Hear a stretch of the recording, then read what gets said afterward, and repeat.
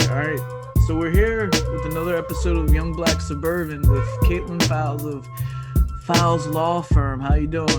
I'm good. How are you, Sam? I'm doing great. First, we're gonna start out this episode with an agreed upon drink, Got mine. as professionals do. When I started my podcast, I had three different kind of influences.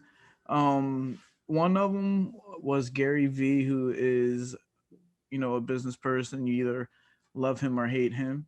Uh, the second influence was Joe Rogan.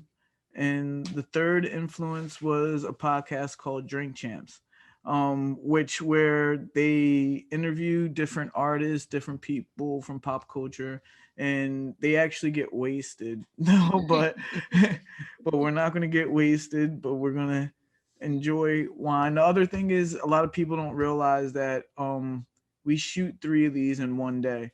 And you're the last person of the day. So you're already tuned up. So no, I'm not tuned up. This is my first drink on the show. But it's the last episode and I need it.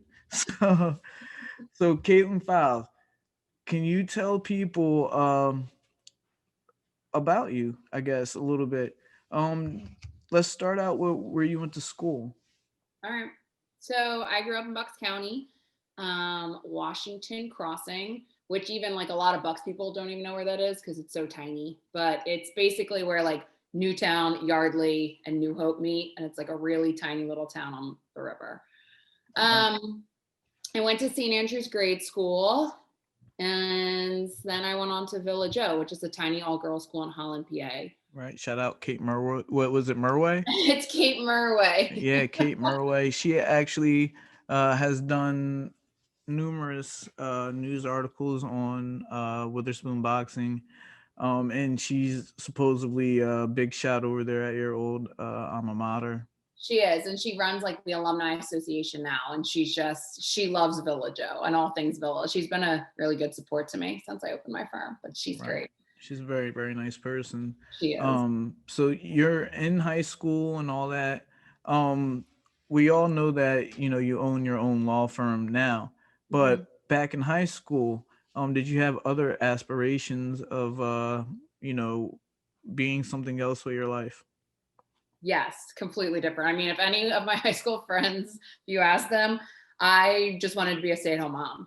I had no business aspirations whatsoever. Toyed with the idea of being a teacher, but that's about it. I just wanted to be a mom. But that completely shifted when I went to college. Well, I understand wanting to be a mom, but for someone who I've talked to a couple of times here, we're doing business together now. That seems so far distant from the person that I know who is ambitious and someone who wants to go out and get things done. Where was that transition in life where you thought like, look, I just got to go hustle? Well, I think, when we grow up in Bucks County, a lot of the moms are stay-at-home moms. My mom is a stay-at-home mom. Right. So you don't see a lot of female business owners, at least when my generation was growing up. I remember on career day, everyone who came in to talk to us was a guy. Sometimes you had a woman, but mainly just men were coming in. So once I kind of broke the bubble and went out to Notre Dame, and your eyes are open to everything you could do and be, and it's kind of like a game changer. Right. So yeah. You were always going to go to college, but you were going to go to college to come home. Wow. Yeah. So you make the decision that, you're going to become a lawyer right off the bat, or did you go? Nope. All right. That was another journey. Okay. Well, this is for, people to get to know you. You just opened up, when did you open up? June 2020. June. So I'm pretty sure that, a lot of people want to find out more about your law firm and who you are personally. So we need to know that hard journey in between college or high school and becoming a lawyer. Yeah. So, well, I went to Notre Dame. I was going to do business, and then didn't have any liking of that. So I picked English, and I was going to be a teacher. And I did their teaching program at their sister school, which is St. Mary's across the street, for probably like 2 years. And then I just realized that it's not the career I want. I love working with kids, but I didn't want to make it my career. I felt like I couldn't, it just wasn't suited for me. And I just happened to go to a talk one day with a friend about working in nonprofit for the legal field, which I didn't know what lawyers did. I don't have any lawyers in the family. It was a very foreign concept to me. And I loved it. I loved the talk. So I took the LSAT and applied to law school and went to law school. Right. And the rest is history after that. But you don't just become like a lawyer. Like I've had doctors on here where it's like there's subsets of categories. And you've chosen a very, it's not unique, but it's very specific. And you've chosen which field? Workers' compensation. Workman's compensation. I'm glad that you said it because I would have butchered that off. Everyone says it different ways. But yeah, it's work comp. and I always like give people their titles, and it's always something that's not. Like I'd be like, you're an like a plastic surgeon. They'll be like, no, I deliver babies. Like so, I want to make sure you say it. What made you go into workman's comp? So I initially went to law school to be in the nonprofit sector, and I interned somewhere the summer after my first year, and I just didn't really like it. Again, I like the idea behind it, but the actual day-to-day I didn't like. So I then thought I would go big law and do corporate law, and I hated that. And work comp, I found a firm that was kind of a mix. It provided kind of like the big law aspect, but you're helping people. I represent workers. So I just really liked the firm that I found, and I stayed there, and I fell in love with the law and help. It's really about just like helping people with my clients I have who are hurt at work. So I really lucked out just being able to find something I love. Well, let's talk about like the people that you represent. I'm pretty sure you see people that are in pretty bad shape when they come to visit you. Yeah. I mean, by the time you call a lawyer, it's pretty much the lowest point you're going to be at because you need to call someone. No one wants to pay a lawyer. So it's that where it's so bad you have to get help. So when people come to me, either their benefits are getting turned off, they haven't received anything, they are literally broken from whatever accident happened to them, and the insurance company isn't getting them any medical help. So I see people for the first time at the lowest of their low. And it's hard workers. I mean, a lot of the people that come to see me are people who have literally put their bodies on the line day in and day out working. So I have a lot of hard workers who I have to represent and help them to get through the work comp system. Right. Now, I know it can't always be sunshine and butterflies. One thing that just crossed my mind as you were explaining what kind of people you represent. Do you ever come across the kind of person that seems like they're just trying to game the system and they want you to play along with it? So I would say, I worked at a really high volume firm. I handled hundreds and hundreds and hundreds of workers' compensation cases. And I've only been practicing for 6 or 7 years, and it was a ton of cases.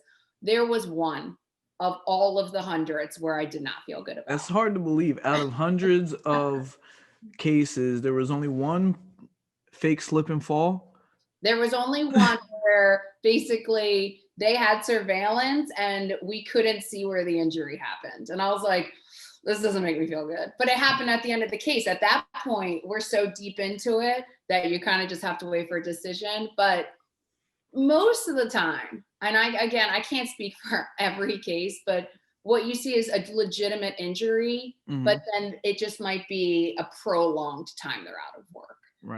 So normally the actual injury itself is legitimate. It's really rare to see that the injury didn't happen. I mean, because we live in a country right now where, suing people is kind of like the thing to do. When you travel to other places, it's kind of like, oh, you're from America, you might sue me if something goes wrong. And you know, we talked about it in our initial meeting when we were deciding on doing business together about the feeling that people get from lawyers and how it's not really a good feeling. And you just explained too, it's like people are at their worst when they have to get a lawyer, they don't want to pay for it. But also the feeling that you get after you're done with the lawyer, sometimes that's not good as well. um can you tell me your experiences as being a lawyer and why you want to be the type of lawyer you are? um Yeah. So I think the hardest thing with being a lawyer is that you can't, well, at least in my field, because mine's litigation. So I don't know what a judge is going to do. You can't guarantee anything. And it's really hard for me when my clients, I mean, they're trying to put food on the table, and I don't know if we're going to win the case at the end of the day. right. A lot of factors come into it. It's not just where you hurt at work. A lot of factors come into a case and what's going on with it. And I think it's hard to deal with people's expectations of the lawyer. There's only so much we can do, and there's a lot of red tape around what you Mm-hmm. can and cannot say to your client. Yeah. But it does seem that the legal field has gone away from actually helping your clients and being there for your clients, and at least giving them a satisfied experience Yeah. of dealing with you, and turned more into just a money making Yeah, machine. because I'm going to be honest with you, I don't like lawyers. A lot of people don't like That's, lawyers. no, it's my personal experience. It's not that I don't like lawyers. Yeah. I don't like the ones that have represented me. Some of them, obviously not workman's comp. It's different situations. But there's been some that I felt like have been shady, kind of not caring, just about the money, win or lose.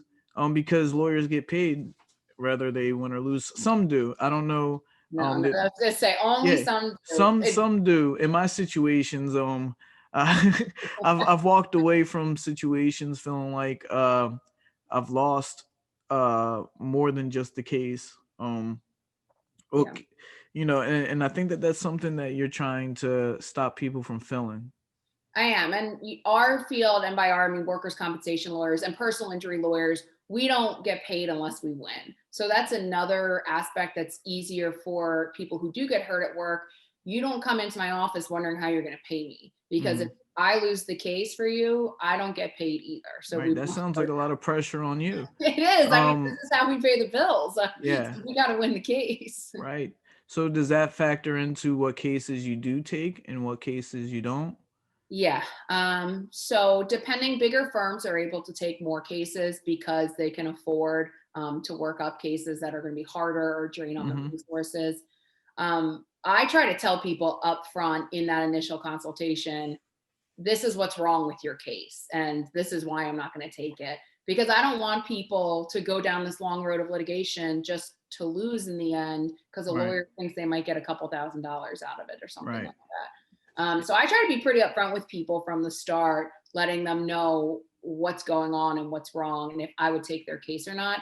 If I don't take a case, I do try to send them on to someone who might take their case, so Right. at least someone is getting some help. But if it's going to be a sticky situation, I try to weed those out from the beginning. Right. And that's like, I don't know. You're the reason why I was like gonna have you on the podcast is not because you're a lawyer, is because Do you like me so much? uh yeah, that as well, but you're going after it, kind of in a fearless way, and you don't meet and it has nothing to do with gender or anything like that. I don't want to say you don't meet many women like that.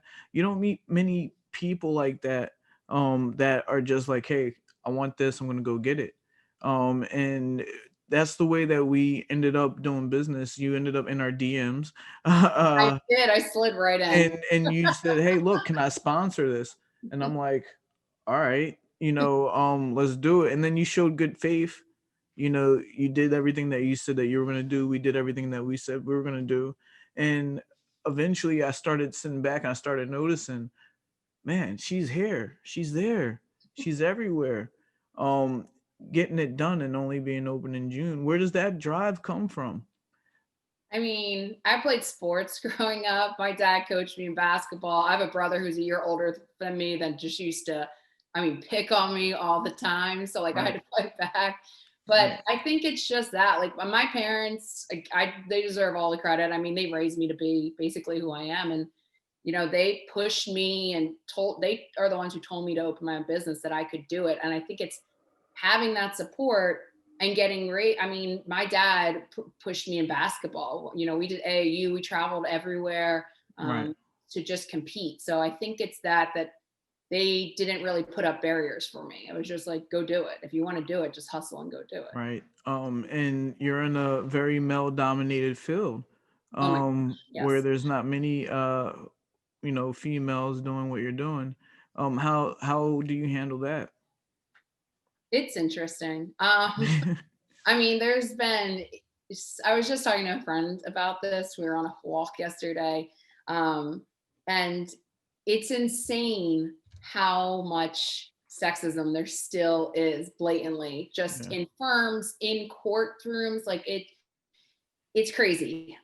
So I'm actually trying to get the females who are in workers' compensation in Philadelphia area, defense or plaintiff side, it doesn't matter who you represent, but to kind of create a support system for each other and address these things. Right. It's time we start calling things out and Yeah. addressing it, because What are some, you have a platform right now.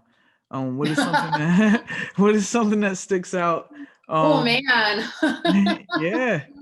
Wow. There's like daily things where it's like amazing, where when at like my old firm or in an organization where not just me, but any female might come up with an idea, just like talking about it. And Hmm. then amazingly, when the, male counterpart brings it up in the meeting, it's amazing. And it's, all his credit. And Yeah. there's been times in the courtroom. We're in the courtroom. We're in an open courtroom, Right, right. and I will have been like, I remember one time I was walking back from talking to the judge with my case, Hmm. and can I curse on here? I was about to say the Yeah, oh word. yeah, it's a Okay. podcast. We're not on CBS or anything. A guy I was walking next to reached out with his folder and slapped my ass, and I was like, Wow. "Oh my god, are you kidding me?" And like everyone acknowledged that it had happened, but Right. like was kind of laughing about it. Wow. Another time, a guy told me he wanted to bite my calves in the middle of the courtroom. Right. Yeah, Um, yeah.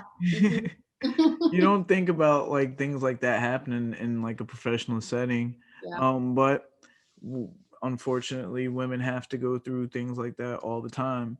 yeah. Now you're somebody who just goes right past it. I see it seems, and now you're trying to just be out there full steam in your community, do charity work and bring things together. Um, why do you have that aspect? A lot of people that make a lot of money. I'm not saying that you make a lot of money, but I just opened him. You're over here. I don't I don't want to say that you're making a lot of money. I don't like counting other people's money. Let's just say it that way. Um, they don't have to give back. They don't have to think about, you know, the public as much. Why do you? I just, I just always growing up. That was just part of me. I don't know. Again, I think it just goes back to my parents. They're very generous people, and they don't take credit for anything. They just want things to be better for other people. Right. They know that they have it. They have what they need, that they are very well off. They recognize that and know that they can help others. Mm-hmm. And I feel like a lot of what I've seen over the years is a lot of people writing checks without Yeah. actually doing the work.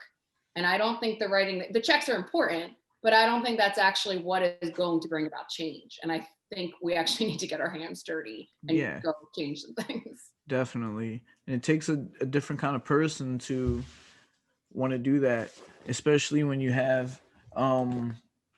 don't have the necessity to do it.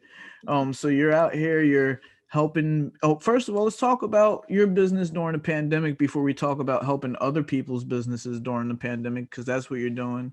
Um, how has the pandemic affected?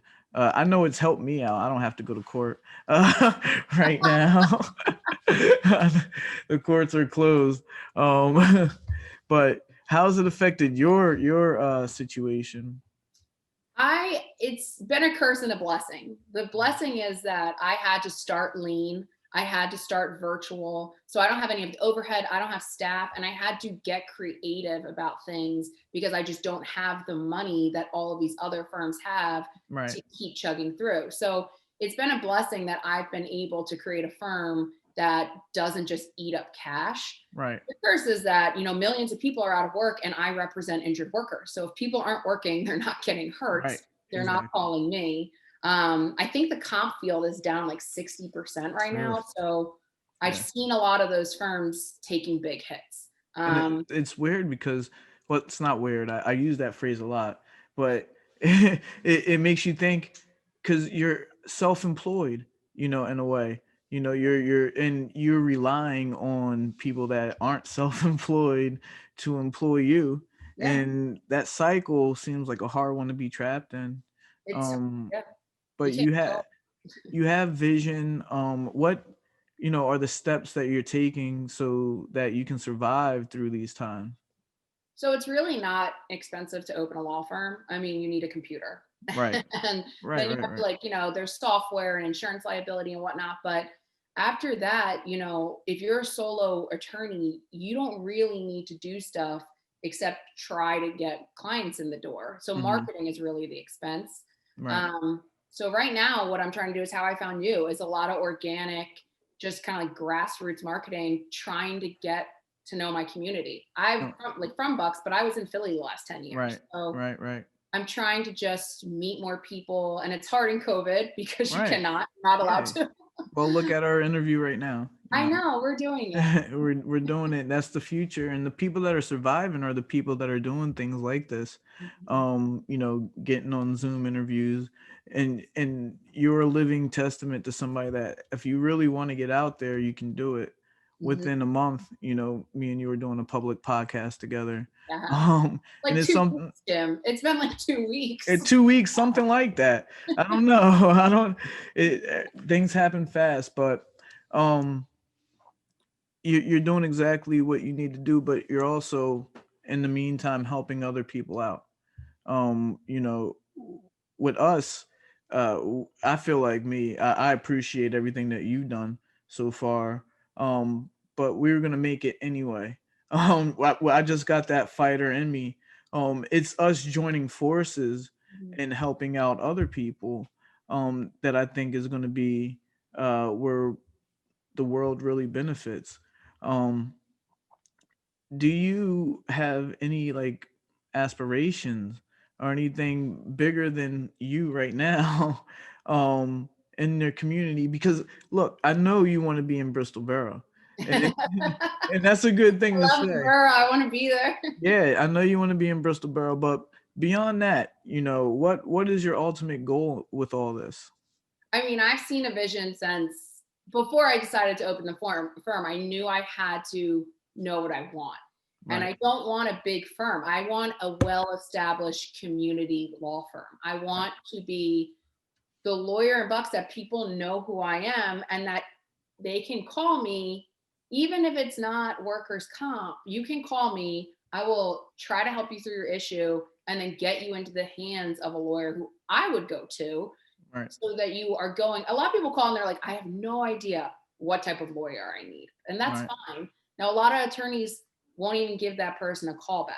And so they're just going through Google searches, trying to find someone. So I want to build a firm that is for the community, and we are Right. here to help our neighbors. Right. Yeah. Um, Also, you're part of a couple of nonprofits that do really great work. You mentioned one in Chester. I can't remember the name. If you could drop It's drop the right that name. it's the right legacy, but it's not. It's Delco. It's not. Okay. Yeah. Yeah. It's Yeah. Sorry. Sorry.